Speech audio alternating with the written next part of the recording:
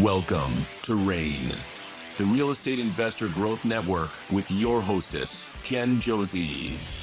Join like-minded real estate investors and accelerate your business towards greatness. You will hear step-by-step strategies for success, interviews with real estate rock stars, and we will dig deep into past projects where we bear it all, including the good, the bad, and some just plain ugly. So get excited. Here's the bestower of badassery herself, the real Jen Josie. Listener discretion is advised.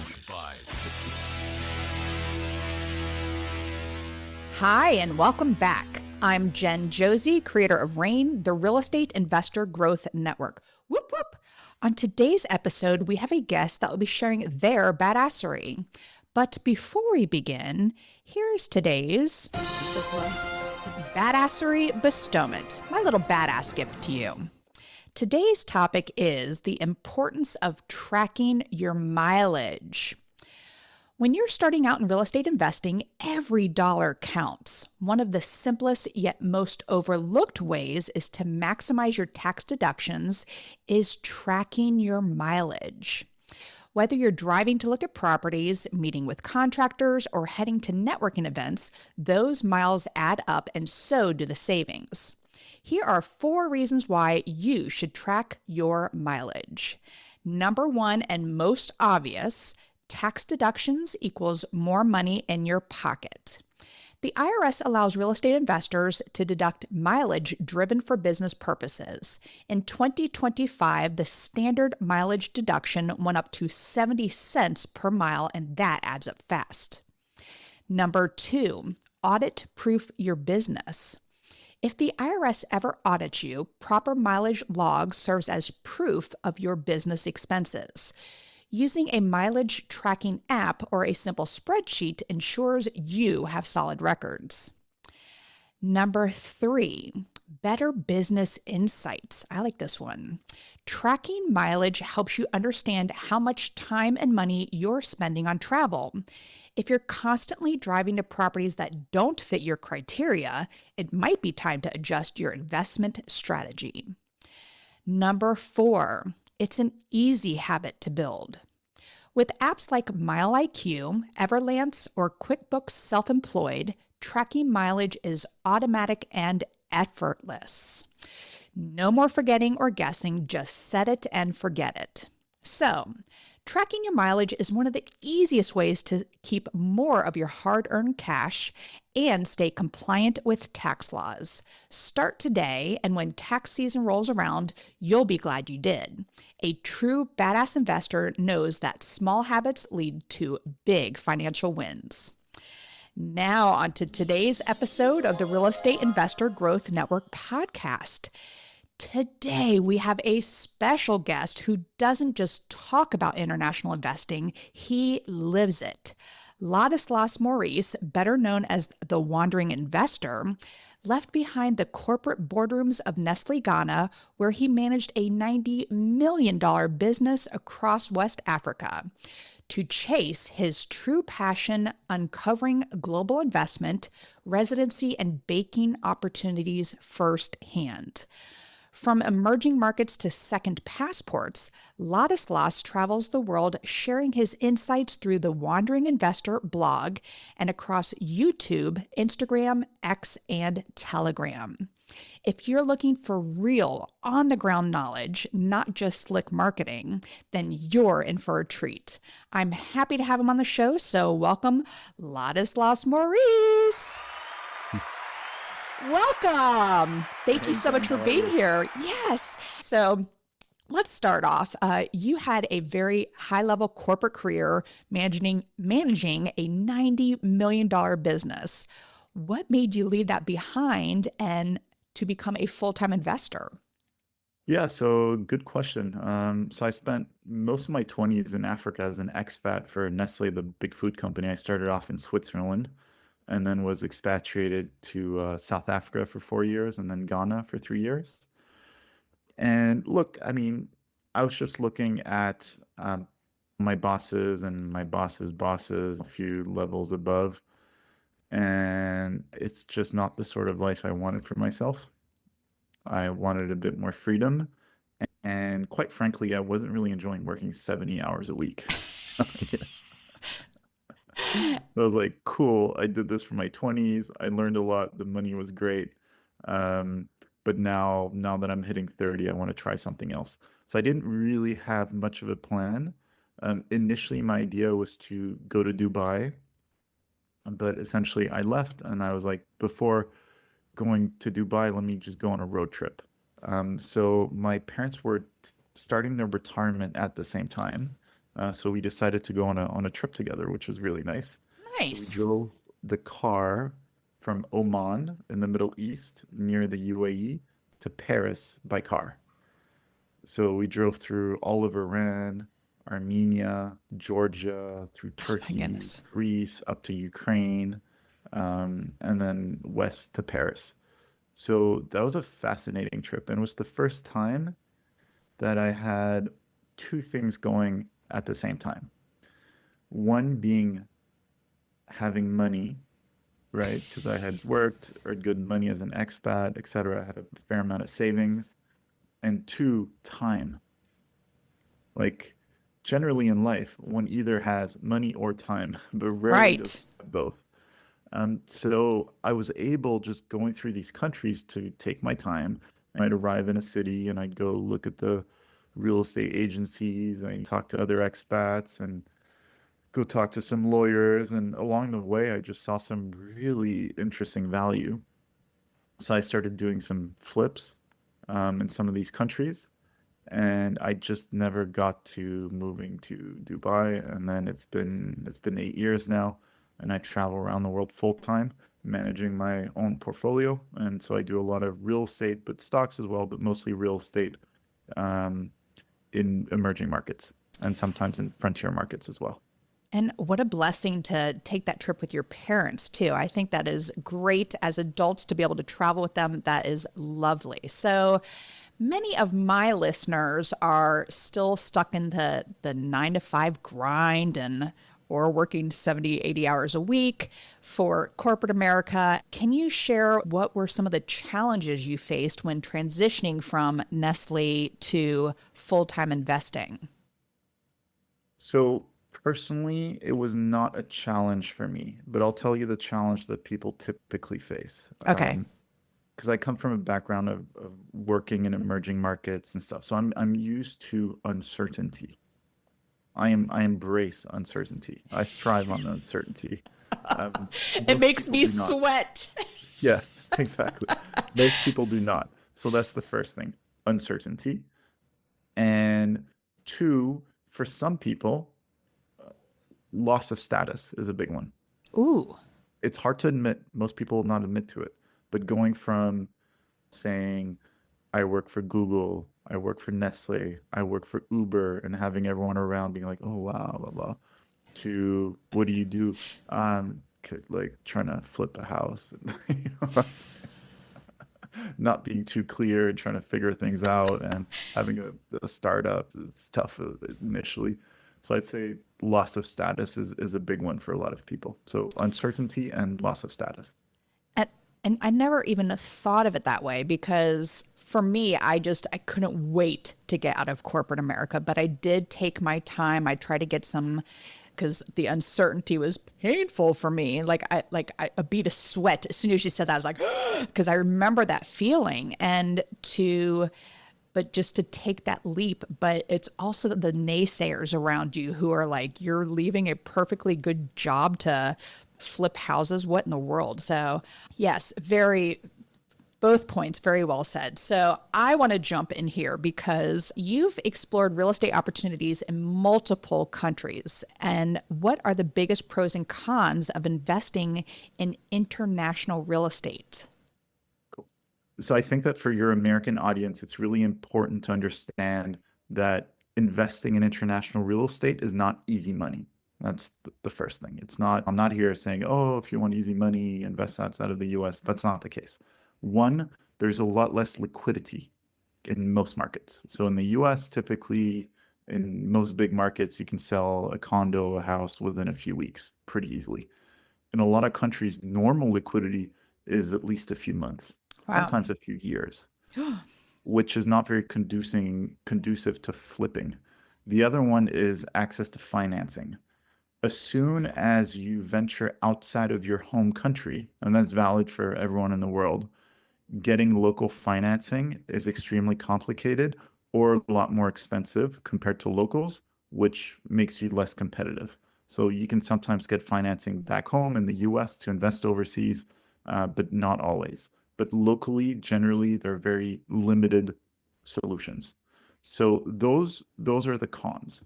If you want to make easy money, fast money, seriously, just stick to the US. That's where most of the opportunities are. Okay. Even when there's a bear market in the US, there's always a town somewhere that's booming because there's a new factory or a new mine or whatever, some like oil thing going on. So there are always opportunities in the US if you want faster, quicker money in an environment that you understand. Now, why would you venture overseas? A few reasons. The first one is diversification. I mean, we've seen how crazy politics can be, right? Veering from far one side to far the other side with Yep. all the changes and the emotions that go along with it. So, not being 100% allocated to the US is reasonable once you start to hit a certain net worth, right? So I wouldn't say you need to diversify immediately with your first 100K or 500K. That's not the point. The point is once you reach a certain level and you're comfortable, that's when you start to have to diversify to essentially protect yourself. That's one. Two, obviously, lifestyle benefits. I mean, you can go to Italy, buy in Sicily. I was there recently. It's incredible. You can buy beautiful homes for 10, $20,000. Then you get them renovated. You're looking at renovation costs of for good quality renovation about 100 per square foot. Okay. Um, and then you end up with like a beautiful old stone apartment in a beautiful Sicilian town, and you're just like very comfortable, very nice. And there are direct flights to New York. I mean, and then if you rent it out, you put it on Airbnb after your taxes, etc., with reasonable occupancy numbers, you can end up with like a net rental yield of about 5%, which is decent, not extraordinary. You can do better in the US in a lot of places, especially in multifamily housing. But there you've got a place earning you 5%. It was really cheap, and there's a superb lifestyle element to it. And the dollar is really strong right now. So you can do things like this, where it's investing, but there's a certain element of pleasure as well and diversification that comes with it. And then thirdly, and this one's quite interesting. In some countries, if you invest in real estate, the government will give you residency, Ah, right? So, for example, in Panama, we help a lot of Canadians and North Americans and Europeans move to Panama.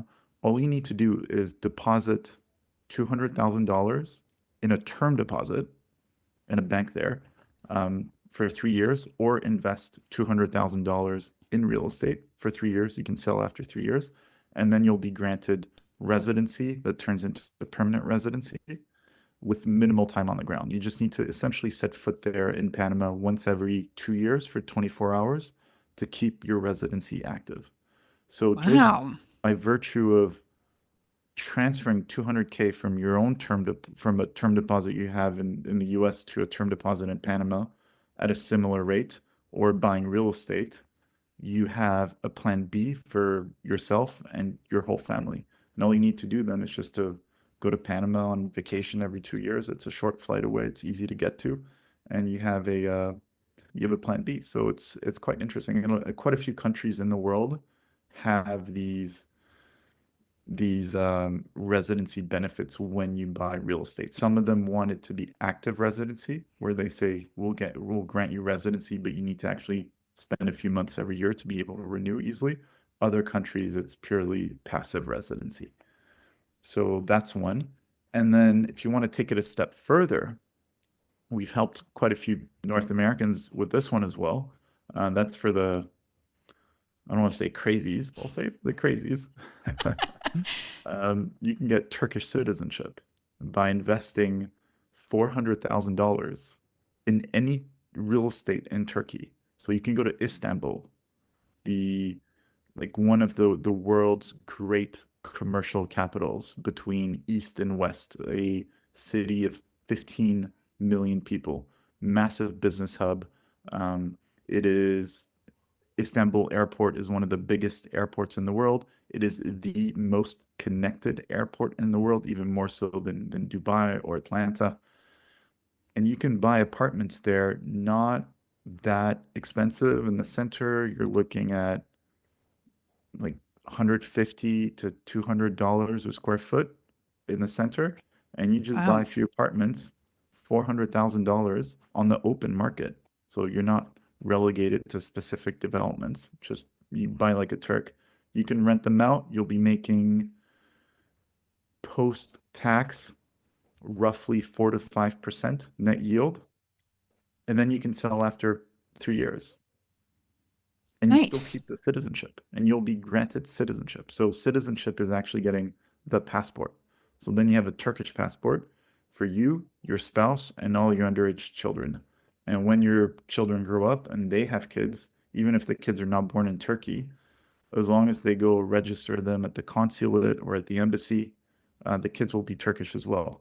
So just by shifting 400K of assets to Turkey for a few years and getting paid for it, right? You are making a decision that will give an extra citizenship, an extra passport, a certain access to the Muslim world for generations to come, for your Wow. descendants. So that's pretty cool. Egypt has the same thing, but it's a much weaker passport. But there it's $300,000 in real estate, and you have to keep the real estate for 5 years. Turkey generally is more interesting, but Egypt is viable too. So there's so many opportunities. So international real estate can take a lot of different dimensions. Wow. Well, I had some questions about having a second residency, which I will get to hopefully, but I want to go back more towards the actual properties. And when you are buying properties in certain areas, what is your intended exit strategy when you're looking for things? It really depends. So the way Okay. I operate is I have a map of the world in my mind that's just active with a whole bunch of moving parts. That's my, I don't know if I'm autistic, that's my thing. And I'll see interesting developments in a country. I'll do a bit of research, etc., and I'll think, okay, cool. Like I think I should go spend time there. This happened in a few years ago with Uzbekistan in Central Asia, Wow. where I they had had communism during the Soviet Union. The Soviet Union broke up, but the local communist dictator just essentially stayed in power. And then he died in 2016 or 2017. A new guy came over and then he started implementing reforms and completely opening up the economy. And as this was happening, I was like, wow, so Central Asia's most populous country is just opening up, like is rolling out the red carpet to foreign investors. I should go check it out. So I flew there thinking I would want to buy core real estate in the center, in the capital city in Tashkent. And it was a little because there's no information online then on these things, right? Even in I speak Russian, even in Russian, there's barely any information. So I get there, and it turns out that the legality around owning real estate at that point was a little gray. And then I had to look at, I found out by talking to people that there's a local stock market. I was like, there's this local stock market in Uzbekistan. And it's like nowhere. You can't buy it using Interactive Brokers or your Schwab account, or it's not even on the Bloomberg terminal. I mean, that's how obscure it was back then.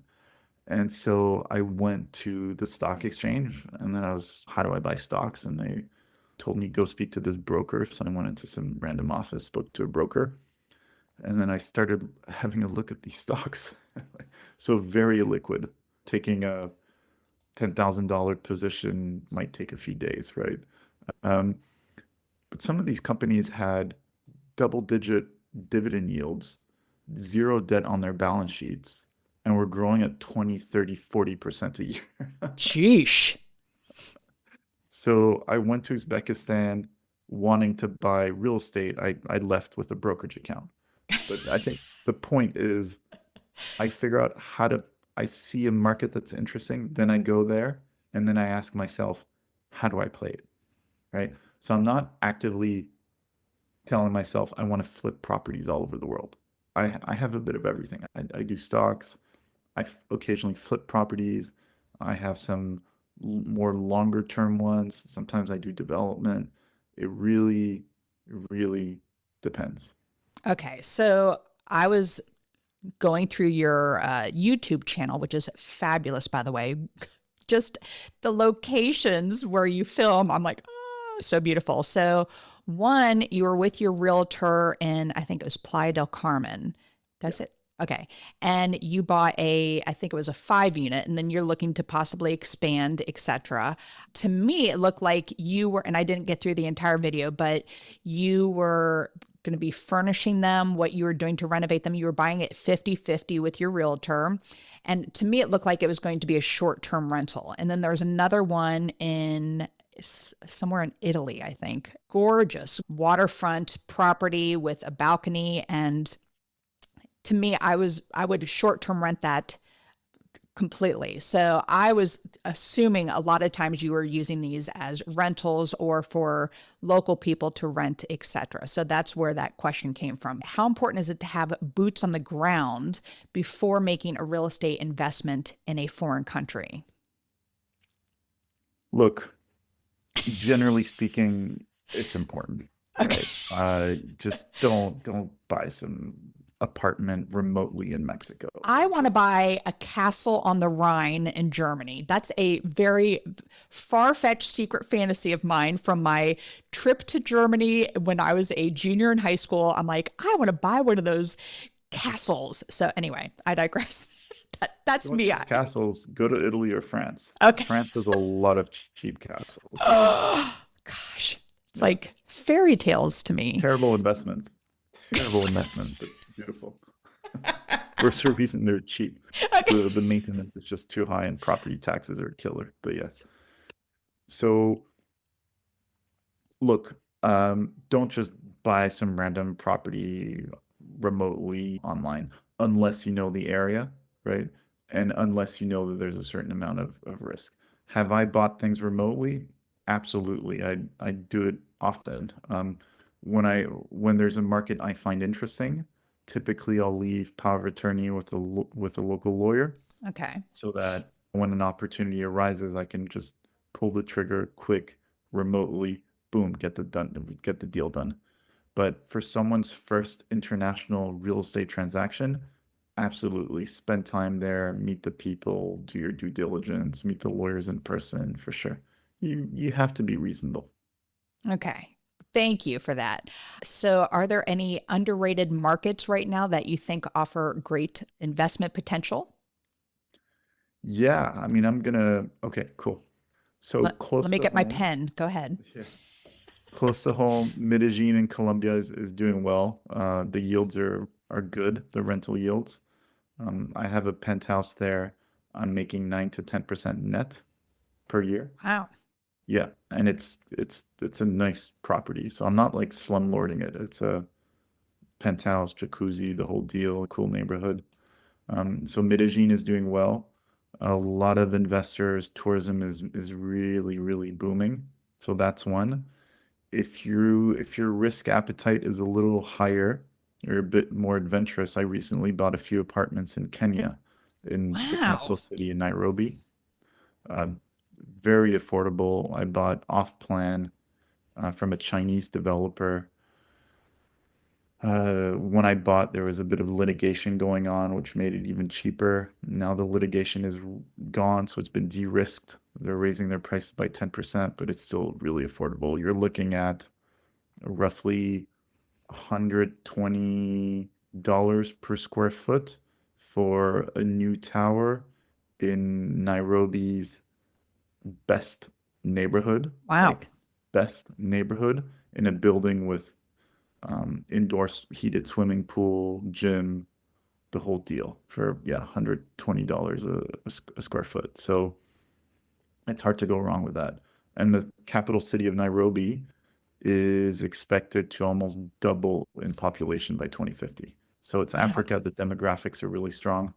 So that's also quite interesting. And I'm expecting before tax net rental yields of 7 to 8% once it's done in 2.5 years. And then there's a payment plan also over 2.5 years. So that's quite interesting. I love how you price it by price per square foot. So that I love that. Just it makes it so much easier just to really get a price on the amount of things here. So, and forgive me for this, and how rude of me, but you said it's close to home. So where is home for you right now? Because I've looked on your website at the map of all the places you've lived. How many countries have you lived in? Uh, like 12 or 13. Okay, so where are you But living now? lived. I'm a bit all over right now. When I meant close to home, I meant for you. Oh, gotcha. Okay. But where are you For now? home, China. Right now I'm in Switzerland. I Oh, don't live very in nice. Switzerland. I just happen to be in Switzerland, and then I'm off to Montenegro tomorrow. Beautiful little That country in the Balkans. that was the episode I watched. It was Montenegro because I was like, A I don't lot know of where that Americans is. are moving to Montenegro. We're helping a lot of Gorgeous. Americans move. Yeah, beautiful little country, and very easy to move to. Because typically, as an American, moving to Europe is not easy. You need a golden visa, etc. It can get quite expensive. But Montenegro will grant you residency if you buy any property, or if you just create a company and employ yourself. Total cost is about like 3K a year if you do that. So Wow. for 3K a year, you can be living on the Mediterranean in Europe in a gorgeous little country where there's skiing and there's beaches, everything. So a lot of Americans are choosing Montenegro as a destination because of how easy it is to move to. And a little shout out for something that I went, oh my goodness, I would have never thought about that. But a lot of people who live in areas, say California, who have a lot of mountains and live on sides of things, you were saying you had a gorgeous view from this one condo that you were looking at, and you said, oh, that could be a possible construction site down there. What are they going to build there? What about across the street, which is right where your view was of the water? You are already thinking ahead as an investor of what can they build there. Can they build something up that's going to block my view? So shout out to you for that, because that is something we don't think about. I just was like money shot when you're there, but you're thinking ahead to if that money shot is being taken away. So shout out to you. I want to get into I'll cut you right here because in a lot of yes. emerging markets, zoning is not it's not like in the US. You can't Okay. just assume that the zoning is similar. And then there's a lot of corruption as well. So even if there are zoning regulations, etc., if a developer is going to be building a 20-story high building, right, with 150 units, that can be a big bribe to get that permit. So Wow. you got to be careful. You got to be very mindful that you can't trust zoning regulations entirely in these markets because Interesting. they can be because the regulators are corrupt, or they can just legally change them again through incentives and lobbying. So That is crazy. So, going back to citizenship and residency, I just have one more question on this because you mentioned quite a bit in the beginning there. But what are the biggest misconceptions about people obtaining residency or citizenship in another country? yeah, good question. So the first one is obtaining a residency or citizenship in another country is completely legal. As an American or as a Canadian, you're allowed to accumulate multiple citizenships. It doesn't mean that if you become Turkish, you have to renounce US. Like, not at all. Like, you can be both Turkish and American, not a problem. And residencies also, you can stack residencies. You can have as many as you want. And having a residency in a country does not necessarily mean that you become a tax resident, right? Sometimes it does. Rarely, a few countries, but in the vast majority of cases, it doesn't make you a tax resident. So there's very little downside to accumulating residencies and citizenships. All it does is increase your flexibility in life. Plan B, And then, as I said, it's a generational play as well for your kids, grandchildren, and the future generations that are not born yet, especially when it comes to citizenship. I mean, my daughter is born with four citizenships. She'll she'll have a lot of options in life. She will be able to live, work, or be a politician in a lot of different countries. So that's a huge advantage. Huge. And I'm personally allergic to children, so I will not be passing that on because I was a middle school teacher. So I developed that allergy, but great for families out there and passing that on to the future. So thank you for that. Um, Little on the personal side here. So you travel constantly. I love the map that you have on your website, places I've visited, places I've lived, and you're researching opportunities firsthand. What's a country that surprised you the most, either positively or negatively? Positively, a country that very few people ever go to as tourists, but that is absolutely wonderful and completely unique, both from a fauna and flora point of view, Ooh. is is Madagascar. And I'm not talking of the cartoon, just throw that away. Just Madagascar. Like Madagascar is just sublime. It's a little tough if you don't speak French, which is why a lot of Anglophone people don't quite go there, but it is very, very rewarding. Like you will have a unique experience, and it's not like saying, "Oh, I've been to Thailand and blah blah," like the usual stuff. No one ever goes to Madagascar. It's there, it's huge, it's beautiful. No one ever goes there, and it's absolutely worth it going there. So I'd say Madagascar.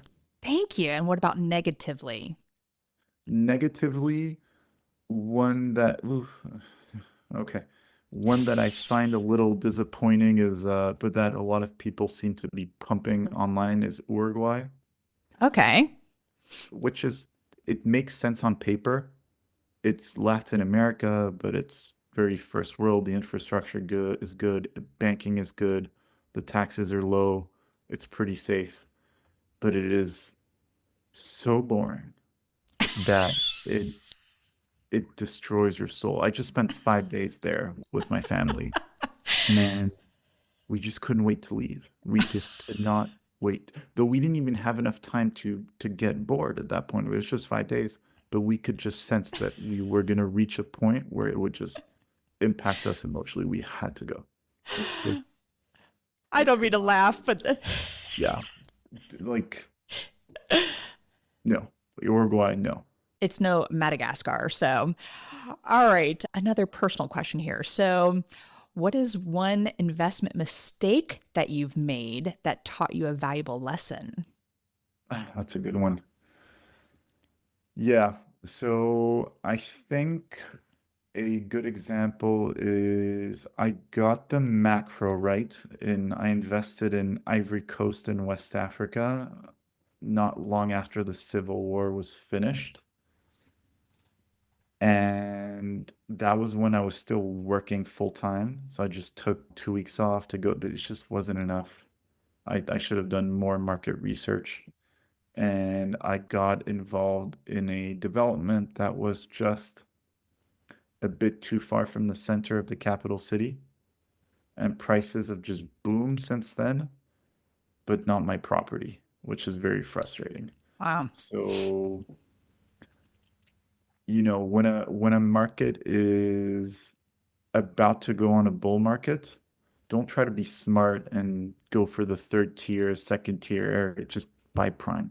Simple. Right. Simple. You go into second tier, third tier once the bull market is underway and these assets haven't really risen yet, and you can sense that they will. But here, I just went way out there. I bought some third tier assets when I could have bought some first tier assets, and I don't know why. I was still pretty young. I didn't have enough time to analyze, and you know, I made that mistake. So now I'm very cognizant of it, right? So Argentina right now is the bull market has started. It's clear. Um, You can still buy prime pretty affordable, but second tier hasn't budged at all, but it will. So right now, I'm going back to Argentina next week, after Montenegro tomorrow. Next week, I'm flying to Argentina, and I'll be looking at second tier, but not too far second tier, but like close second tier. And lesson learned on that one. Thank you for sharing that. So I want to go a little bit into something I know nothing about, and offshore banking. So offshore banking, often it gets a bad rap, but you see it as an essential strategy. So why should investors consider opening offshore bank accounts? Look, it's just a matter of diversification. And Okay. I would say, don't ask me, ask the Canadian truckers. The They'll tell you Canadian why you need it. truckers? Yeah, because when they were protesting Trudeau, they had their accounts frozen. You'd like single mom Oh, donated $10 to the truckers and they'd get their accounts frozen. So just ask these people, would they have liked to have access to an offshore bank account at that point in time? Yes. So you need it for diversification. If you don't agree with your government or believe that you won't agree with the next government, and if you think that governments will become increasingly tyrannical on whatever side of the aisle you sit, probably makes sense to have a little bit of money tucked away. And then also in case of not legal advice, but in case of court cases and this and that, it's harder. Like the government can't just take money from your account in another jurisdiction. They can try to force you to make you bring the money back, but they can't just like automatically take. So there's a lot of reasons. wow. Thank you for sharing that because, like I said, I know nothing about it. So I'm going to have to start investigating. So, very generalized question here, but what are you currently most excited about in the world of international investing? Volatility. Okay. What specifically? We have, I mean, we're living through some pretty intense times right now. And I mean, if we're going to be seeing as much craziness and volatility in the next 5 years as we've witnessed in the past 5 years, things are going to be pretty wild. So I'm personally embracing it through diversification by not being all in anything. I think it would be very dangerous to be all in anything right now at this point in time, whether it be one country or one asset class, because we don't know what's going to happen at all.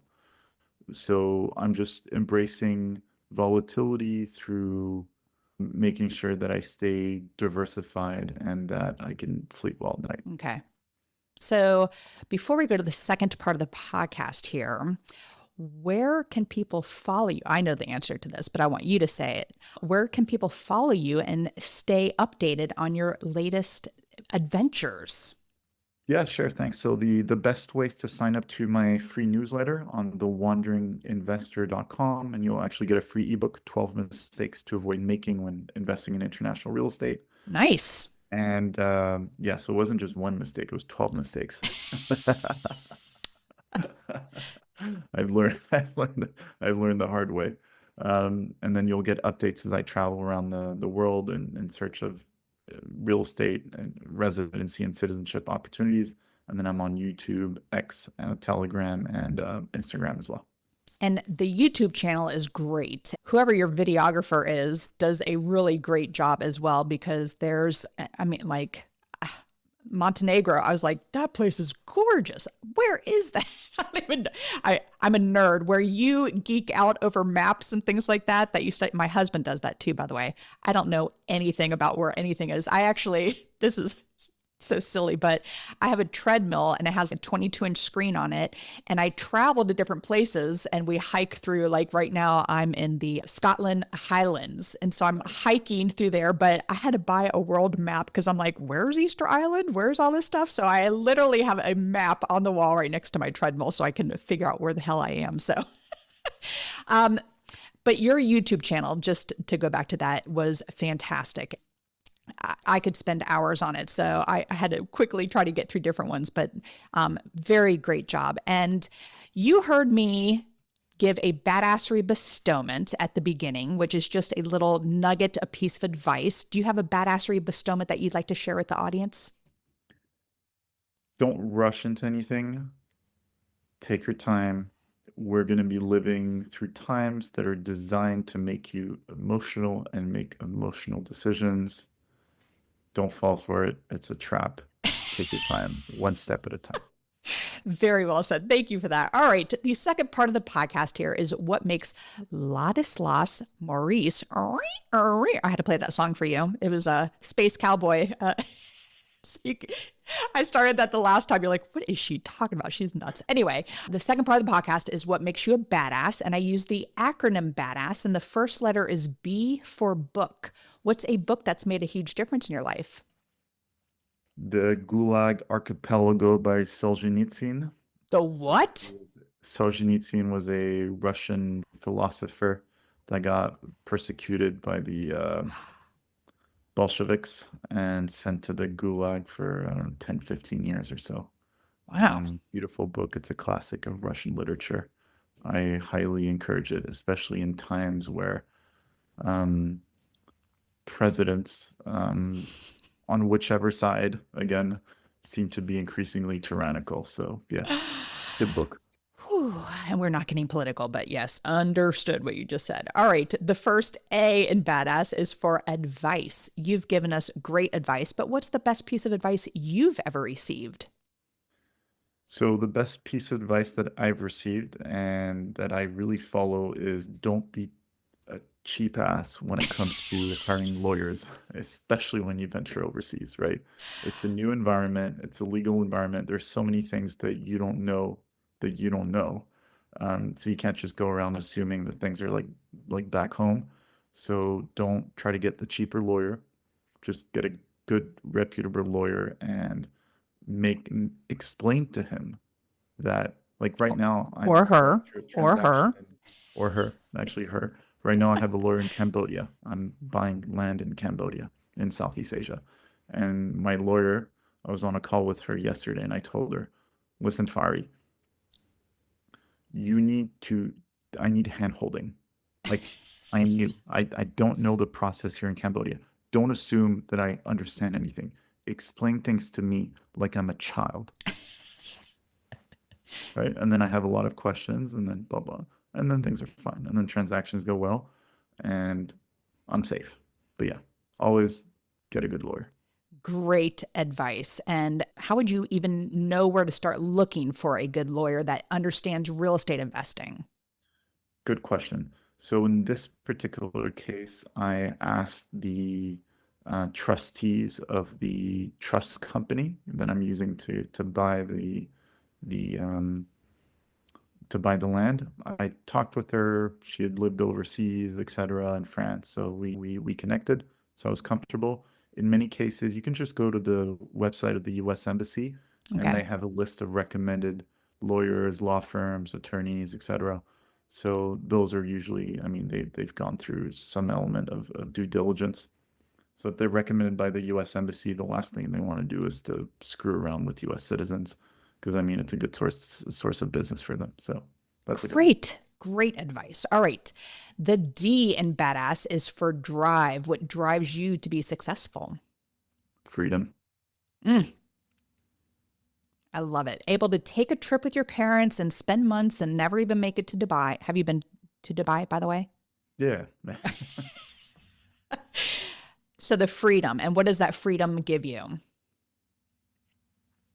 That's a good question. What does freedom give? Peace of mind. Nice. Very good. All right. The second A in badass is for aspiration. I'm a big goal setter. So what is a goal you are currently working on?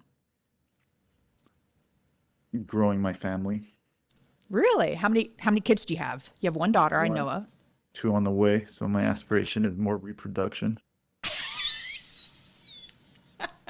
And more time spending reproducing. Very good.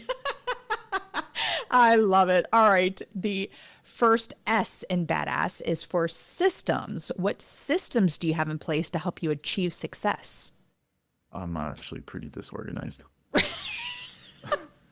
Do you have people around you that like help keep you organized? Yeah. I mean, Okay. I deal with emerging markets, so you can't really be systematic in these countries. Everything's always a bit chaotic. Um, so, I mean, everything runs out of WhatsApp. All right. Well, that works. All right. To wrap this up, and this has been such a great conversation, the final S in badass is for success. What does success mean to you? It's going to be a combination of the other two, a mixture of freedom and successful reproduction. Very nice. Well, Ladislas, this has been fabulous, and I appreciate you so much. I am just my takeaways from this. I'm going to start looking into investing in an offshore account. And any suggestion on where I should go first? Their options are a bit limited for US people and because of FATCA regulations. By the way, if you're American and you have an account overseas, you have to declare it every year to the IRS. It's called an FBAR. So just be compliant. There are options for Americans in Panama, in Mauritius, and a few jurisdictions. But generally speaking, it's a bit harder for Americans. For Canadians, it's easier. We help Americans open accounts in Mauritius, for example. Very good. And I am no longer going to go after that castle on the Rhine. I need to start looking in France, or you said Spain. France or Italy. Italy. Okay. Yeah. Thank you. All right. I'm putting it on my list. And I need to travel to Madagascar. So Ladislas, from someone who Get a said, Turkish passport. and get a Turkish passport. Exactly. So quick funny story on Turkey. We had an international food thing when I was in elementary school, and I had to wear a banner that said Turkey. And in the US, being a turkey is not so cool. So my parents held on to that banner and used to use it for gags and stuff. Oh, you got to put on the turkey banner. Anyway, so this has been fabulous. I thank you so very much for being here today. Thank you, Ladislas. All right. Thank you, Jen. Absolutely. And that is all. Thank you for listening. We'll catch you on the next episode. Now, go out there and share your badassery. And don't forget, make it a great day. Take care. Bye-bye. Whoop, whoop. Thank you for listening to RAIN, the Real Estate Investor Growth Network. Be sure to subscribe on your favorite podcasting platform so you never miss an episode. If you need more badassery, you can follow Jen Josie by visiting therealjenjosie.com or become a member of RAIN by registering on rainmastermind.com.